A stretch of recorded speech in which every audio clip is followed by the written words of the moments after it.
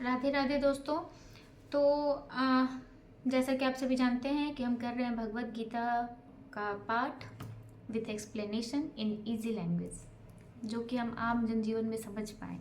तो चूँकि मैं अपनी गुरु से सीख रही हूँ, तो इसलिए मैंने सोचा मैं वीडियो बना के आप लोगों के समक्ष भी प्रस्तुत करूँ।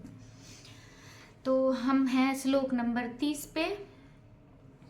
तो स्टार्ट करते हैं। श्लोक नंबर 30, अध्याय 1। न च सकौम्यवस्थातुं भ्रमतीव च मे मनः निमित्तानि च पश्यामि विपरीतानि केशव। अर्जुन कहता है, मैं यहाँ अब और अधिक खड़ा रहने में असमर्थ हूँ। मैं अपने को भूल रहा हूँ और मेरा सिर चकरा रहा है। हे कृष्ण, मुझे तो केवल अमंगल के कारण दिख रहे हैं। तो चूंकि वह स्टार्टिंग से अभी जैसे मैंने बताया था कि पिछले इसमें कि उसे युद्ध भूमि में अपने समक्ष अपने को देख के बहुत ही आ रहा है, फिर उसका शरीर कांप रहा है, उसका गला सूख रहा है, वो अपने गांडीव धनुष को भी अपने हाथों से उठा नहीं पा रहा है, मतलब सरक जा रहा है। उसका शरीर बिल्कुल तेज गर्म हो गया है, जैसे कि स्ट्रेस में हम हो जाते हैं। तो वो बोल रहा है कि अब तो मुझे इस युद्ध में कुछ सिर्फ अमंगल ही अमंगल दिखता है। और अमंगल जो कुछ होता है, बहुत बड़ी त्रासदी होने वाली रहती है, तो प्रकृति हमें कुछ संकेत देती है। वैसे ही यह जो युद्ध था, उसके पहले भी ऐसे प्रकृति बहुत सारे संकेत दे रही थी, जैसे कि असमय भूकंप आ जाना, असमय ग्रहण लग जाना, और फिर उल्कापात होना, फिर पशु पक्षियों की विचित्र आवाज़। जैसे ही कोई त्रासदी होती है ना, जो लोग समझते हैं प्रकृति की भाषा को, वह समझ जाते हैं कि कुछ बहुत अमंगल होने वाला है। तो वैसे ही अर्जुन को भी ऐसा ही आभास हो रहा था कि मैं यहाँ अपनों से युद्ध करूँगा, मैं सबकी हत्या करूँगा, सबको मारूंगा राज्य लेने के लिए। तो मुझे इसमें कोई खुशी नहीं है, मुझे सब अमंगल ही दिख रहा है। चूँकि अर्जुन जो है बहुत ही कोमल हृदय के, बहुत ही अच्छे मनुष्य थे, इसीलिए उन्हें इन सब में अमंगल दिख रहा था। चाहे उन्होंने कितना भी उनके साथ बुरा किया, लेकिन उन्हें अभी भी उनके प्रति दया भाव ही था। तो ऐसा ही है। अब करते हैं अगला श्लोक, श्लोक नंबर 31।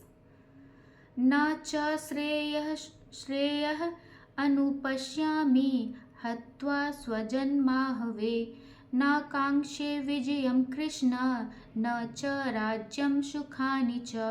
हे कृष्ण, इस युद्ध में अपने ही स्वजनों का वध करने से ना तो मुझे कोई अच्छाई दिखती है, और ना मैं उससे किसी प्रकार की विजय, राज्य या सुख की इच्छा रखता हूँ।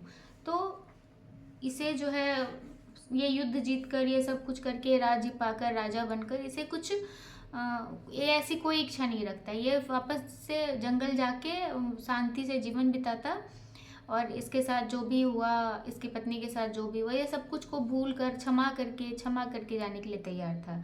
लेकिन भगवान श्री कृष्ण का कहना है कि जो तुम्हारा धर्म है वो तुम्हें निभाना पड़ता है। एक क्षत्रिय का धर्म है कि वो अपने राज्य की रक्षा करे, वह युद्ध करे, वह उसे तो अपना जीवन निर्वाह के लिए क्षत्रिय होने का धर्म निभाना है ना। वह जंगल जाके सन्यासी का धर्म कैसे निभाएगा।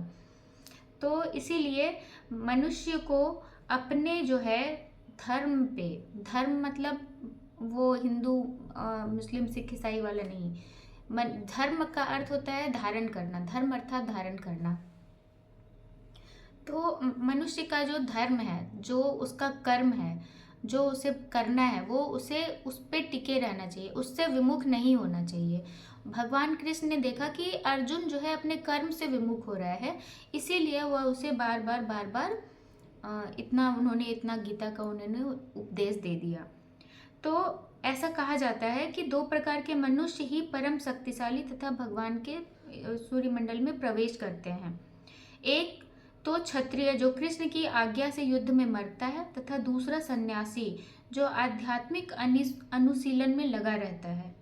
क्षत्रिय होने के नाते उसे अपने जीवन निर्वाह के लिए राज्य चाहिए, क्योंकि क्षत्रिय कोई अन्य कार्य नहीं कर सकता।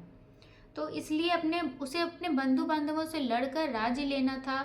कृष्ण गए तो थे वो करने कि चलो 5 गांव दे दो, हम खुशी से रह लेंगे, पर नहीं दिया ना। तो तुम्हारा क्षत्रिय होने का क्या कर्तव्य है? तुम्हारा जो कर्तव्य है उससे तो विमुख हो जाओगे।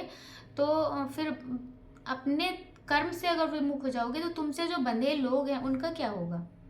तो इसीलिए हमें जो हमारा कर्म है, जो हमारा धर्म है, जिसे हम धारण करते हैं, अगर परिवार है तो परिवार को चलाना, बाकी चीज़ें जो भी हमारा कर्तव्य है उससे हमें विमुख नहीं होना चाहिए जब हम सांसारिक जीवन में हैं। तो उम्मीद करती हूँ आपको ये व्याख्या अच्छी लग रही हो। अगर अच्छी लग रही हो तो जुड़े रहिए मेरे साथ। राधे राधे।